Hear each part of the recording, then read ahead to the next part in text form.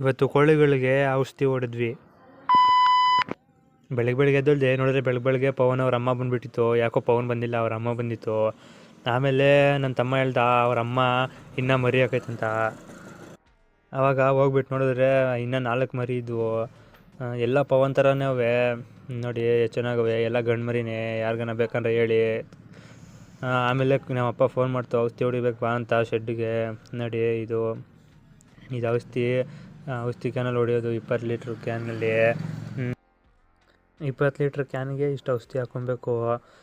ನೋಡಿ ಇಷ್ಟು ಔಷಧಿ ಇದು ಹಾಕೊಬೇಕು. ಅದು ಔಷಧಿ ಏನಕ್ಕಪ್ಪ ಹೊಡೆಯೋದಂದರೆ ಕೋಳಿಗಳು ಗೊರ್ರ ಅಂತ ಸೌಂಡ್ ಮಾಡ್ತವೆ.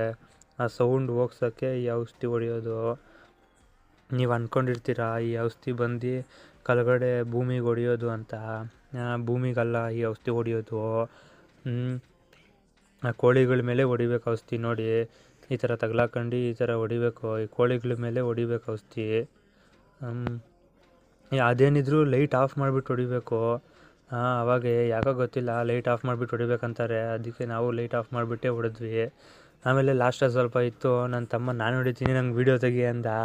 ಅದಕ್ಕೆ ನಾನು ಆಯಿತು ಅಂತ, ಸರಿ ಆಯಿತು ಅಂತ ಅದು ಅವನು ತೆಗೆದೆ. ಔಷಧಿ ಎಲ್ಲ ಹೊಡೆಯೋಷ್ಟು ಸಾಯಂಕಾಲ ಆಯಿತು, ಮ್ಯಾಗೆ ಬಿಟ್ಟೆ. ಇಷ್ಟೇ ವಿಡಿಯೋಲಿ, ಮತ್ತು ನಾಳೆ ಸಿಗ್ತೀವಿ ಮುಂದಿನ ವಿಡಿಯೋಲಿ. ಅಲ್ಲಿವರೆಗೂ ಬಾಯ್. ಅಲಕ್ ನಿರಂಜನ್.